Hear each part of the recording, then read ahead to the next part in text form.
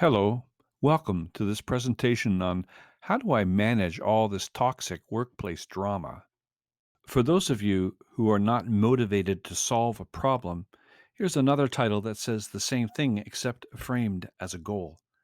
How to say only 5 words that saves you 5 hours of conversation. We first responders work in a trauma based organization. We see the public at the worst moment in their lives. For them, it is a horrible, life changing, disruptive moment. We move on to the next call. We know it's not our trauma. We know we didn't cause the problem. We aim at making life better when we leave than what it was when we arrived. We love to rescue, serving the public, feeling competent, being compassionate. We cope well with the residue of a seemingly cruel and unjust world. We see the family dead in the crumpled car and the drunk driver walking around. We cope, we freeze dry our experience, and it crumbles to the bottom of our container like instant coffee powder. It doesn't take up much space, and we move forward until. This research has arisen from the depths of many volunteer fire departments. In the volunteer fire department, we attend medical calls to Joan's parents' place. We respond when Uncle John's house is on fire. We do compressions on Aunt Millie's chest. What happens when we've had enough and we don't stop going to calls? We have symptoms and we're not managing them. So, if we don't manage them, who does? After watching department after department fall to toxic leadership, the departments are faced with a dilemma. How do we manage all this toxic workplace drama? And what do we do when our chief has PTSD but refuses to stop coming to alarms and the symptoms are spilling all over us and we're pitted against each other? What do we do when we have to take down a brother or sister we've served with for 30 years?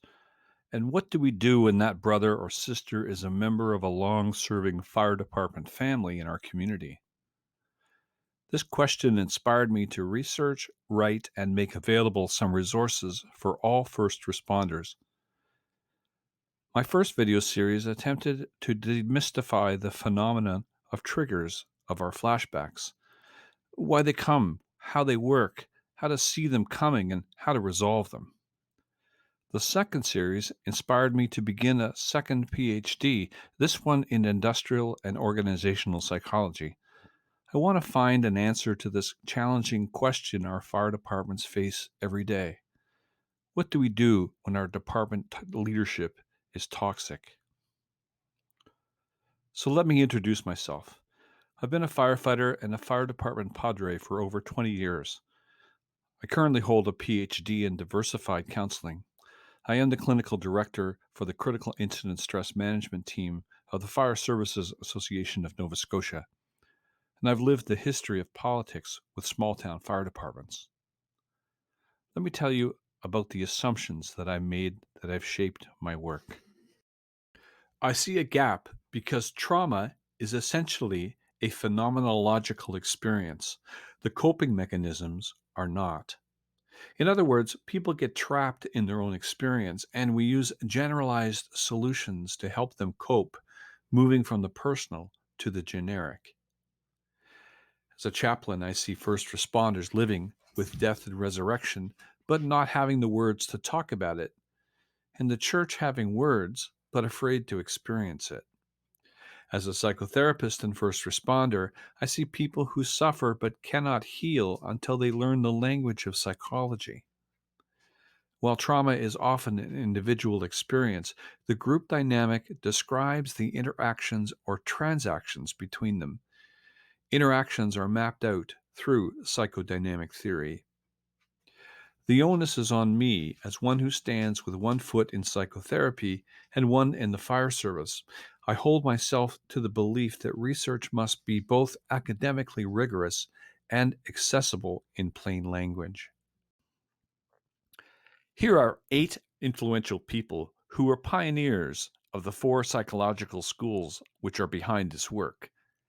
Edmund Husserl, father of phenomenology, which is the study of human experience, and James Mark Baldwin, University of Toronto, and Johns Hopkins University, who is also the sixth president of the APA and the developer of functionalism, which is primarily about the consciousness as a function of integration. Phenomenology looks at all the things you have going on inside of you. It's your personal perceptions which have guided your beliefs. It's the things that you see that others do not. This is where our flashbacks are stored. This is qualitative data for the individual. John B. Watson and Edward Thorndike were part of the response to depth psychology. These two worked in cognitive psychology and behavioral psychology to address the problems in the more immediate. These schools focused on quantifiable, practical coping mechanisms that deal with the overrun feelings and beliefs, grounding the client in what is real right now. Something they might say is, no, your child is not acting out because of an early trauma. You need to pay attention to his behavior and set better boundaries. They focused on quantitative data for the individual.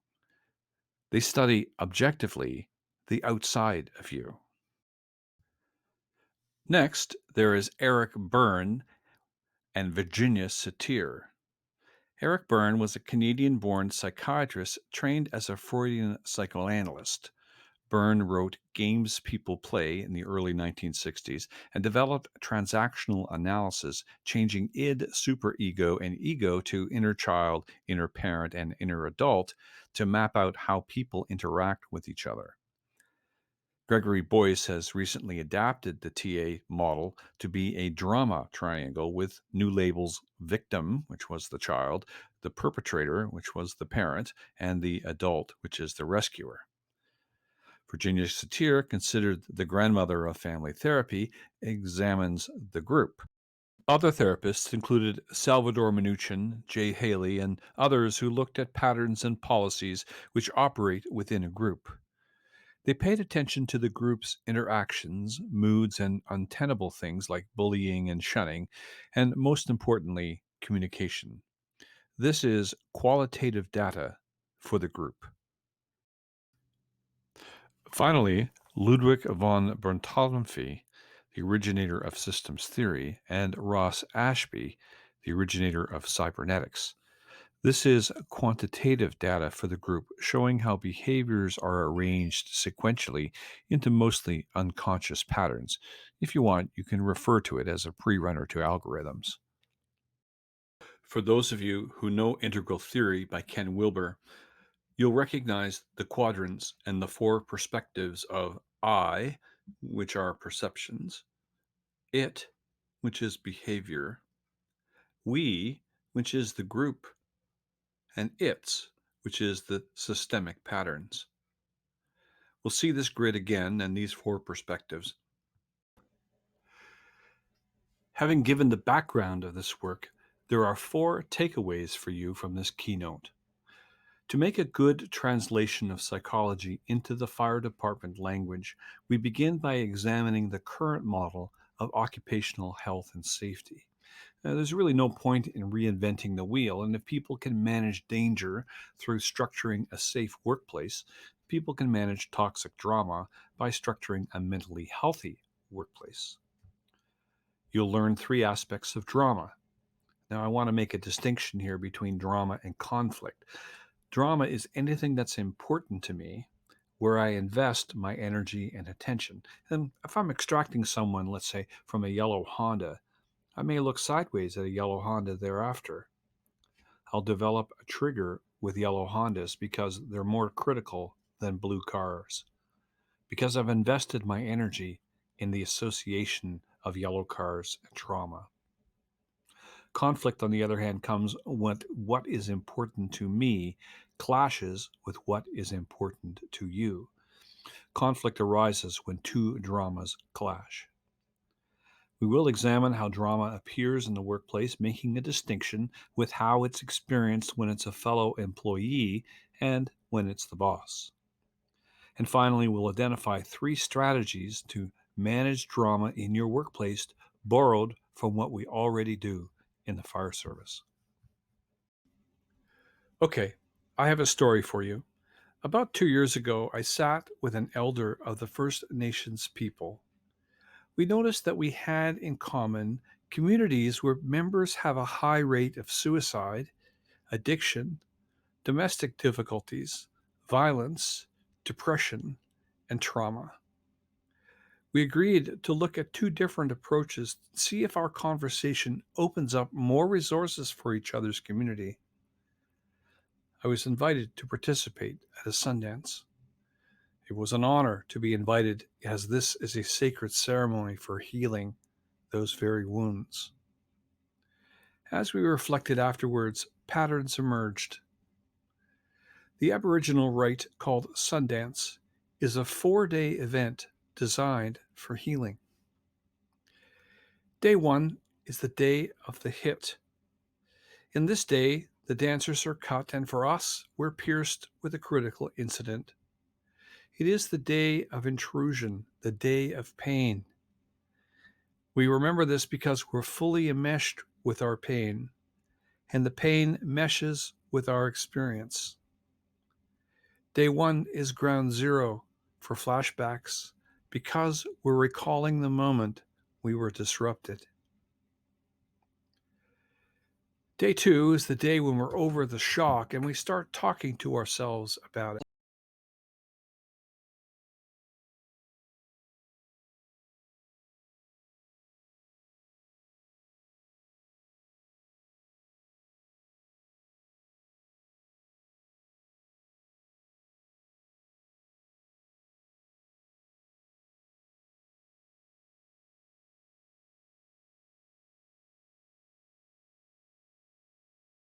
And run like a horse away from our problems.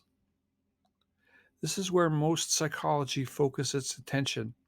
It's on the coping mechanisms to ease the suffering.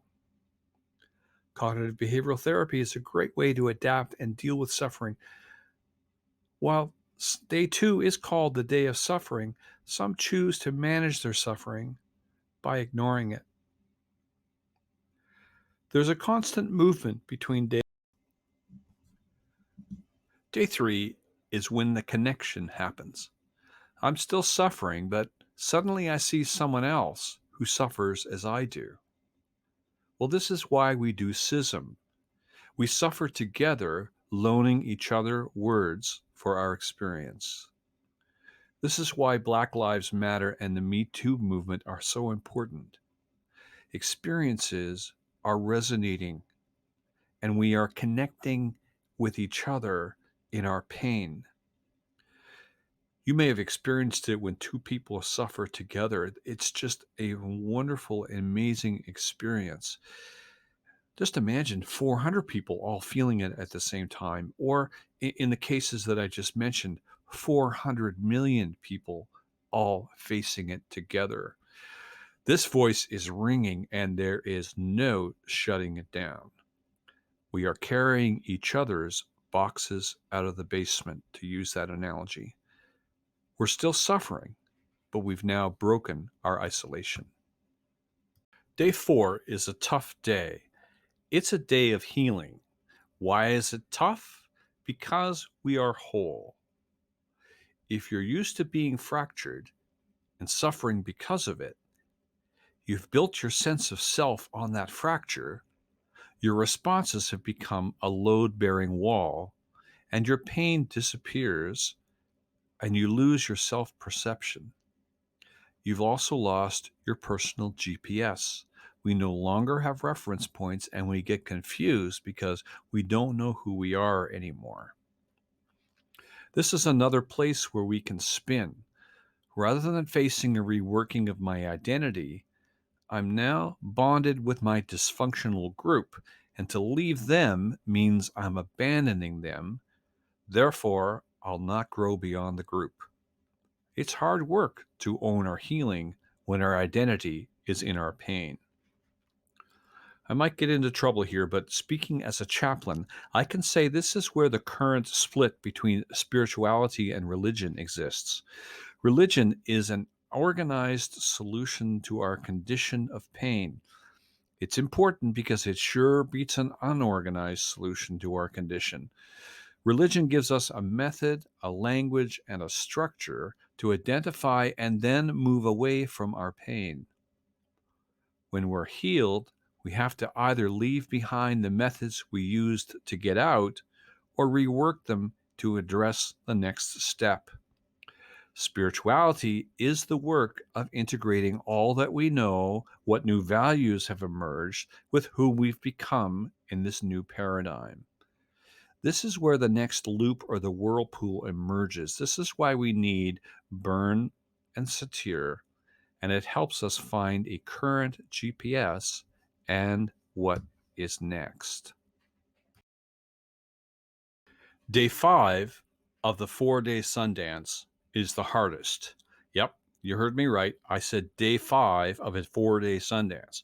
This is where we have to put this new person that's emerged back into an old life. It's not going to fit. But we learn to make it work. And we've gone away to do some work, and now we're back in our life again, and we're trying to fit this new us into this old life, and it doesn't fit. This is where we learn to integrate, and we learn to keep listening for our next step. So before we leave this slide, let me just review the two whirlpools that pose a danger. The first is the movement between day 1 and day 2. I'm disrupted, I suffer, I flash back, I get disrupted, I suffer, and then I flash back continuously in a cycle. And like a good whirlpool, the closer I get to the center, the faster it spins, and I can end up in deep depression and PTSD. The other whirlpool is between day 3 and day 4, when I have found a group of people that I can relate with, but to leave them and to grow beyond them means I'm abandoning them, or more importantly, to create myself in an image where I am a whole and healed person means I have to leave behind my identity as a wounded soul. This becomes really difficult because we're now breaking out into our own unique expression of who we are. So, we are firefighters, construction workers, office staff, CEOs, and we have laws that require us to have a safe workspace. This is known as occupational health and safety. We educate, we coach, we create common values, we create common protocols for our workplace. We're going to use the integral model as we approach it in this way. Education is teaching people how to think or what they believe about safety. We coach people by helping them translate their beliefs and thinking into action. We create group values and now make safety a priority of the group, not just the individual. And we create protocols and practices which tells us how to make it work for the most of us most of the time. Remember, protocols are not the 10 Commandments. They need to be upgraded when we evolve. There's no point in having a safety protocol for a machine you bought in 1963 when you stopped using it in 1971. New machine requires new safety protocols. We construct occupational, emotional, and mentally safe places the same way. What do we think or believe about toxic drama? Are we willing to be educated to see the problem areas before they arise? What do we practice? Are we willing to be coached to help us translate what we think or believe into what we do? What are the values do we agree on regarding our emotional and mental health? If you're in a business or department where the boss has a different value than the employees, you'll find resistance. Overcoming that resistance takes some planning and strategy, and we need to assess whether it's actually worth our investment of our energy or we need for something outside to change before we can move forward. Let me just say this: I see many departments that are toxic workplaces. The leadership thrives on the division and the acrimony. I may not be able to prevent the department from wounding each other. If I'm asked by the chief to help him or her create new values, we may lessen the suffering. If I'm asked by the membership to help create new values, we may not be able to do anything if the chief leans on the dysfunction like a load-bearing wall. I may need to look at withdrawing from an interior attack to an exterior attack, withdrawing to a safe place because the structure has an imminent collapse. What we do then is prior prevention, and we create policies and procedures that help us detect problems earlier, establish detectors and sprinklers and other procedures to quickly manage the problem. So let's go back to day 2, the day of the drama, the day of suffering. When I recover from a hit, I generally have 3 responses. I spend my energy and attention making my suffering the star of the show, saying, "Woe is me, see how much I suffer?" I spend my energy and attention being suspicious of everything and everyone and make up 1,000 rules and place a full security devices, including guards, to ensure nobody ever gets near to that vulnerable spot again.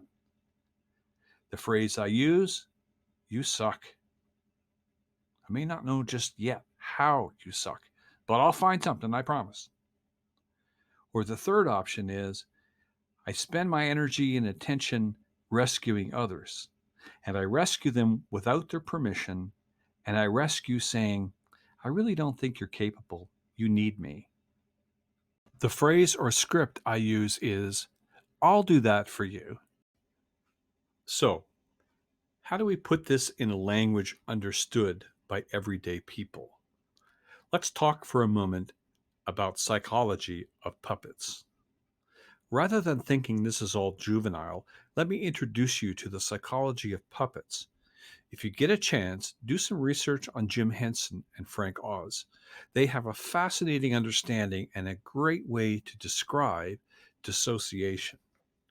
When you put a piece of cloth on the end of your hand, you create a caricature. It's an animated distortion of a real part.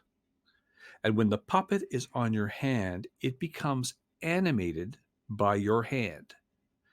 As Jim Henson explains, all people look at the puppet.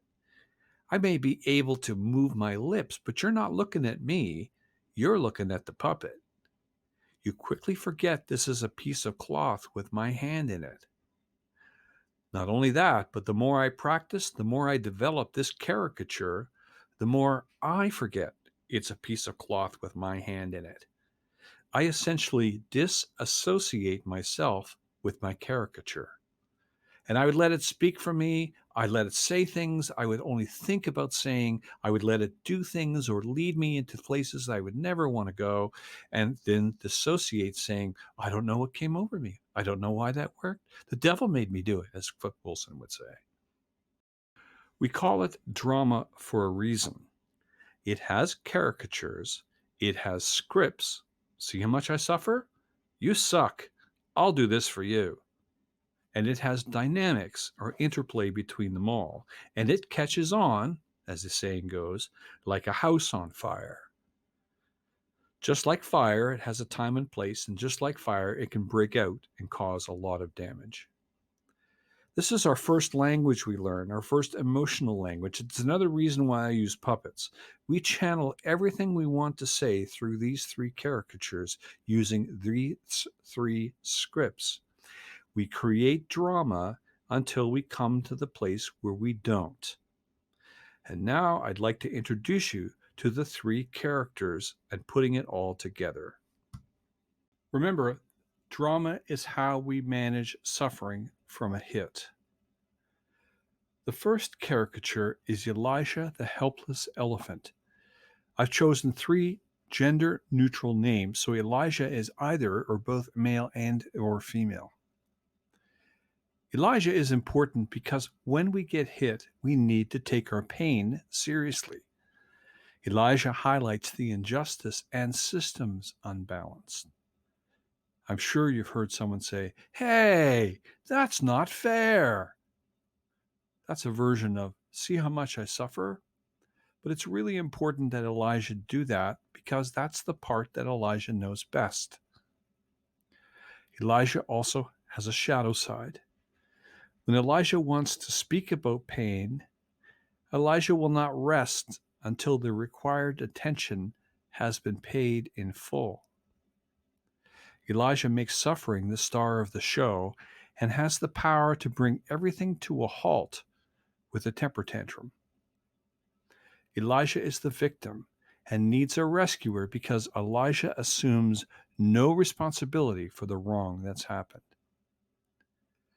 When Elijah is the boss, you will be manipulated with sayings such as, "You know, Bill, I'd ask the others, but I really trust you could do a good job with this." See the call for the rescuer? When Elijah is the chief, one member will be pitted against another member. Members will feel as if they are in the inner circle, and Elijah will ask to be rescued by getting other people to do their dirty work. In our rural fire departments, Elisha can always appear as a victim while bullying a member. It's very difficult to take down Elisha when they hold the chief's hat. When Elijah is another member and not the chief, Elisha can still run the whole department by complaining. They may have over 15 years of service and may be a lifetime member of the department. Elisha may gossip about other members, and you can see how this drama really fuels the destruction of a rural fire department.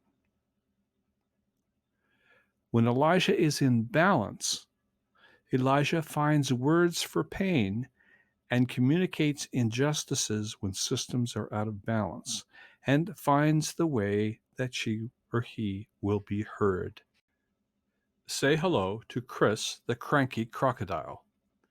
Chris is the Minister of Defense. Chris brings order from chaos. Chris highlights dangers and potential problems. Chris is really valuable. Chris also has a shadow side. When Chris hates pain, security is the top priority. Chris avoids the pain, is the one who makes 1,000 rules and then polices the policies. We identify Chris as controlling and micromanaging. Chris has a 10,000 psi finger. It's a perpetrator looking for a victim and blames them for not measuring up. Remember Chris's line? "You suck." When Chris is the boss, he or she is the one who says, "Johnson, you're late." Chris can apply some policies unequally. Favoritism has Chris looking the other way when the ones considered privileged make mistakes. In one department, I remember there was an incident where two delegates at a convention got drunk and did something dumb. When it came back to the department, one of them, the favored one, was disciplined with a 1-month suspension. The other was dismissed from the department. I know a chief who kept a personal and private file on every one of the members. When he soured on someone, he would pull out their file and create a story as to why he or she needed to be dismissed. Chris operates on fear. When Chris is a coworker, he or she works hard to become part of the inner circle and becomes a rescuer to the chief and a micromanager to the other coworkers. Chris is also known in some other circles not as a crocodile, but as a rat. When Chris is balanced, Chris is not lax with rules and not overly zealous either. He or she prefers and works towards good order. A healthy Chris creates healthy boundaries and provides healthy leadership.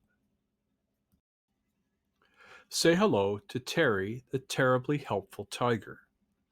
Terry wants to be liked and manages the soft side. Terry takes others' pain seriously, and he or she mediates the dynamics in a group and personally searches for collaboration.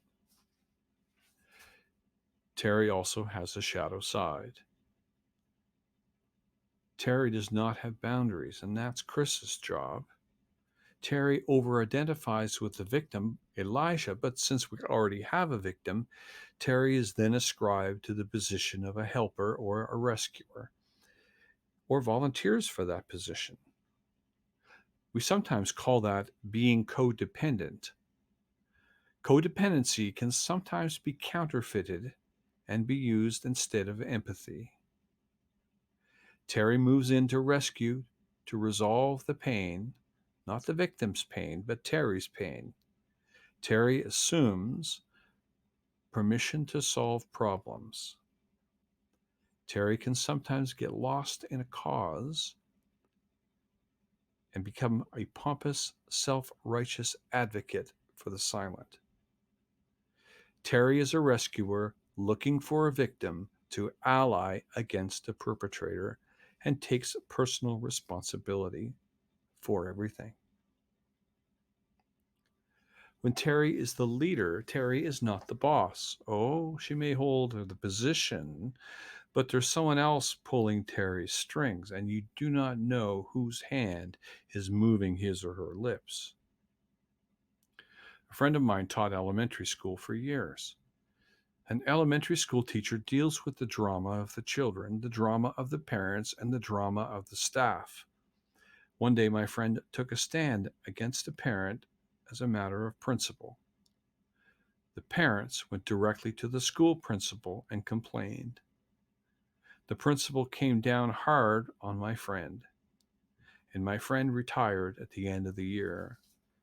She simply couldn't trust her principal to have her back. She lost all respect for him, and she left. Terry is so eager to please that Terry can be taken advantage of by other coworkers. Terry is a nice person. When Terry is in balance, Terry has good boundaries and seeks good agreements, allows others to struggle, and has the ability to listen deeply with empathy and not rescue others. So, we've met the caricatures. Now let's see how they translate into personal and workplace drama. Just a quick note, this model fits us because it is how we talk to each other. It's also the way we speak to ourselves. We suffer, we talk to ourselves about the suffering. We create words, and we speak in one of those three roles. The scripts are provided. When we explore these three, you'll note that you have more puppets than you have hands, which means the caricature expresses only its role. If we need to say something else, we have to switch positions. We all learn it this way. We all do it this way until we don't. We have to evolve through this corridor no matter who we are. We have to live with people in this corridor. Hey, even the family dog has drama. If you don't believe me, ask your dog if she or he wants to go for a ride in the car. Our children have drama. Marriages have drama. So, just to remind us, imagine yourself wearing a Hospital Johnny shirt. It's covered up front, but in the back, you're just as exposed as the rest of us. We in the fire service used to have a fire triangle. We made it into a tetrahedron because we recognize the interaction between the elements is just as important as the elements themselves. In drama, it's no different. Whichever role goes first, the others are compelled to join in. You know the song, shave and a haircut, 2 bits. If you start it, someone else will finish it. Because we manage our drama this way, we will get hooked until you learn how not to get hooked. Workplace drama is the exchange of roles both within and between people with the currency of management of suffering. Trauma-based organizations are organizations that move from one trauma to the next. It doesn't only apply to first responders in the fire service, but it happens with domestic abuse shelters and police, sexual assault centers, hospitals, and other places that do good work in our community, but can become very toxic very quickly. The only difference between a trauma-based organization and other organizations is the amount of fuel we carry. We have more disruptions and we tend to decay as an organization more quickly than the other organizations. It's the same drama, it's the same dynamic. It's just in the fire service, our exposure to intrusions act like an accelerant. Just like a fire has different phases, so our organizations have different stages of toxic workplace drama. Incendiary phase, we come back from a call. The stress, the images seem tattooed on our brain. Our flashbacks take us back to the moment of impact and we start coping with it. At that point, we didn't have coping mechanisms, so we find ourselves naked and raw, just like we were at the moment of impact, and we find ourselves in the place without words. We're troubled by that. The fire is in the wastebasket. Next comes the growth phase. We're grumpy and we're hard to deal with. We exhibit some symptoms of critical incident stress or post-trauma, but we still have to go to work, and we do. Yet our symptoms are turning up the heat on those around us. They are turning up their heat on us. We know that not all gases are being burned. Unexpressed group tension is gathering as a thermal layer, and that thermal layer is getting bigger, coming further and further down as the fire gets taller. Issues like group favoritism, gossip, members start to turn against each other. All of that starts to show up when we're in the growth phase. Unequal application of policies. Those kinds of things are the ones that show up in this phase, and we know it. We can actually start to prevent it because we know how to fight fire when there is a thermal layer. Next comes the fully involved. When the thermal layer is ignited, there's usually one precipitating event. A popular deputy chief gets accused of stealing, or the chief needs to turn the group against one of the other members because they're a threat. The thermal layer gets ignited, the room is now fully involved. The department is on fire. We move from an offensive attack to a defensive one. Everyone for themselves, get out and get to cover as best you can. When a department gets fully involved, the fire of the drama, many people may be injured, many will be sacrificed. I always say we lose more firefighters to politics than we do to shock trauma. I also say a shunned firefighter suffers twice. Not only does she or he feel the pain of the shock trauma, which makes us different from the general public, we've now lost the only group who knows who we are, and now we suffer alone. Finally comes the decay. When the fuel is all spent, we have to salvage what we can and reconstruct our department. We may not even find the hot spots, and we start all over again. The problem for organizations in this phase is that many of the leaders have just completed a cycle and may not know how to manage any differently. New people assume leadership, and without any difference in management strategy, the cycle happens all over again. So, what do? We know how to fight fire. We know that different strategies are used at different stages of the fire. Incendiary phase means an interior attack. Growth phase means we pencil the heated thermal layer. Fully involved means we move from an offensive attack to a defensive one. Decay means we try to protect the exposures so they're not destroyed as we lose the one that's on fire. Here are three other strategies that we borrow from the fire service that helps us deal with toxic workplace drama. The first is the collapse zone. Secondly, a water hammer. And thirdly, scene management or traffic control. When we drive our fire truck onto a scene, truck placement is vital. We have to park close enough to the building to be effective and far enough away to be safe. This is called the collapse zone. One formula, universally understood, is quickly formulating by eyeballing the height of the building, multiplying it by 1.5, the sum of which is the safe distance from the building to the truck. Let's take a look at what we know about occupational health and safety and move the same ideas over to managing people, emotional health and safety. Think of a person's fiery drama as a building on fire. If a person creates friction, the person is too touchy, too intense, or the person is prone to create drama. Some have big drama and others much smaller.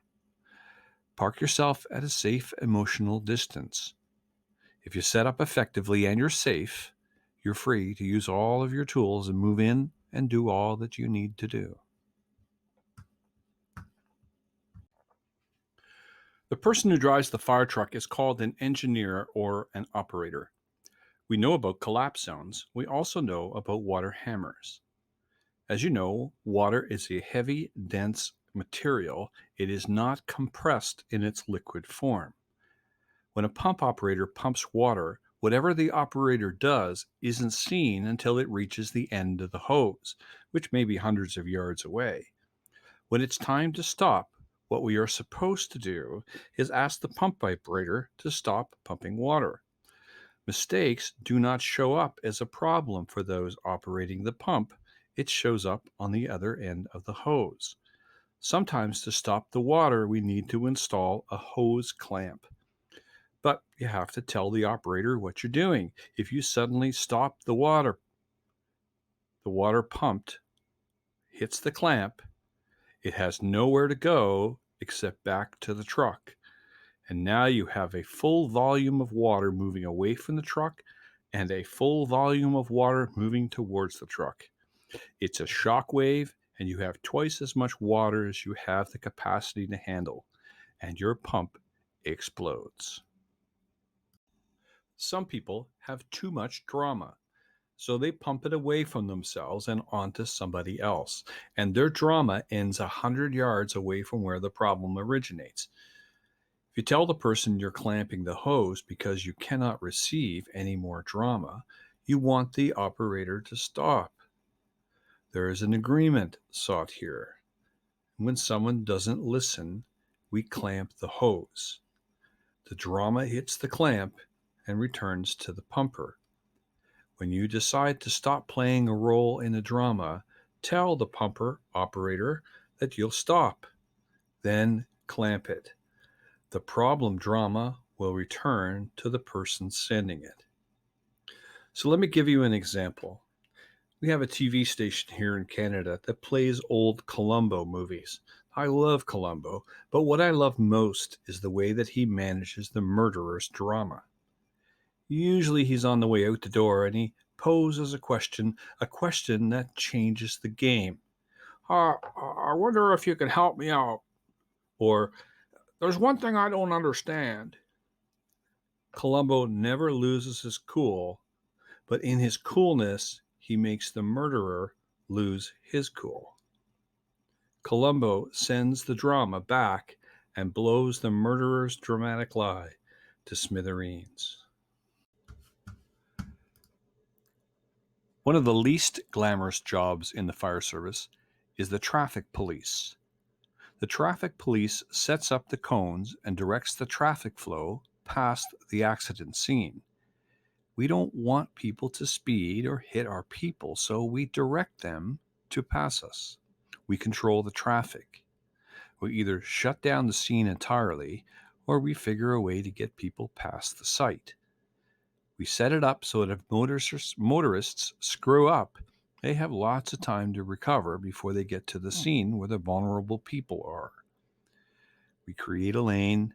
We direct the people to drive where we tell them. If a motorist comes through the cones into the lane, it's likely to happen intentionally. We set up traffic control to keep people moving, but at the pace we want, not the pace they want. Sometimes we can manage drama by detouring it from the scene. Sometimes we have to strategically control how it passes us. I think directing our team's energy is one of the most important things we do at the job. If we do it correctly, no one will notice. We have some that are doing certain tasks, and we don't want the others, careless people, to mess it up. It's the job of the whole group, not just the managers. We protect each other from those who are too impatient, too inattentive, too self absorbed to realize they're interfering with others who want to do their job. So we create the path, and we're watchful for others. This is really important because we have people who do not know any better than to spill their drama onto others. They may find education helpful. There are those who may know better but don't know how to do better. They may find coaching helpful. And then there's the third kind, or as we say in Atlantic Canada, the turd kind, the people who don't care if they know and don't care if they do. They've been in the department for 20 years, and others can go pound sand. This is a condition some of us in the fire service call cranial anal insertion. These people are morale killers and ignore protocols. We had an interesting documentary aired while the COVID crisis was happening this summer. It was broadcast on national TV. It was titled Assholes. What do you do when you work with them or will work for them? This is a technique directing traffic. Turning the page, I want to ask one last question before we review. If you want to solve toxic workplace drama, how do you want to direct your people to invest the free energy they were using previously to manage each other's drama? Do you have a plan? Can you direct them to use it in a way that's helpful for both them and the company? Okay, time to wrap up. These were our learning objectives for this keynote. We wanted to explore or explain the differences and similarities between occupational health and safety and mental health and safety. And we learned the differences. One is physical and the other is emotional or mental. We also learned from our quadrants that occupational health and safety is about what you think, what you believe about safety, how you act safely, what your group values are about safety, and what protocols or practices you have in place that makes it safe for everyone else. We wanted to describe three aspects of drama. We introduced three caricatures: Elijah, the helpless elephant; Chris, the cranky crocodile; and Terry, the terribly helpful tiger.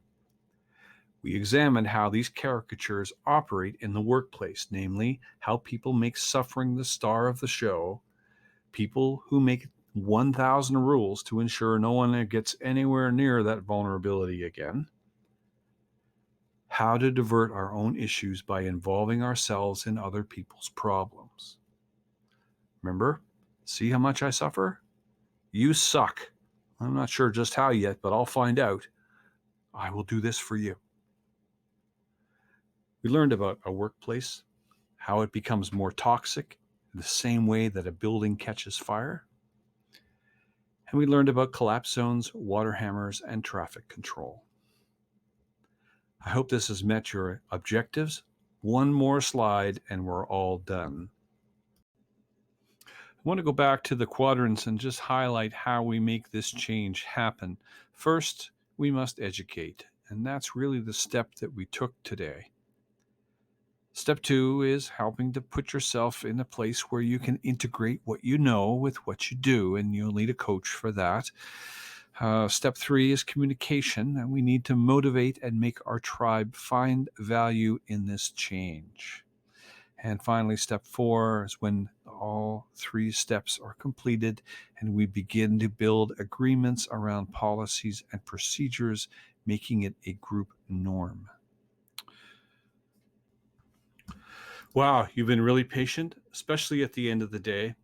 I've often been accused of trying to put 6 books of material into one presentation. Someone else said that it's sort of like trying to eat a 20-pound Twinkie. It seems tasty and light and fluffy, but man, oh man, it's hard to adjust all of this at once. That's great. I will make this available to all of those who've registered free of charge forever. Come back as often as you like and let's talk about it. I do have a Facebook group. I am interested in the topic. I'm interested in your thoughts about it. I will be answering your questions shortly. I am on LinkedIn. If you want this offer, just email me and I'll give you the code for the free review. I do this because I want you to retire when you're ready, not because you burn out. I do this because your community is worthy of having you serve them. I do this because your partners and your children and your coworkers deserve the best you are. And most of all, you deserve the best. Thank you for listening. Thank you for letting me serve you. I am Jeffrey Hosick, the Firefighter Guy.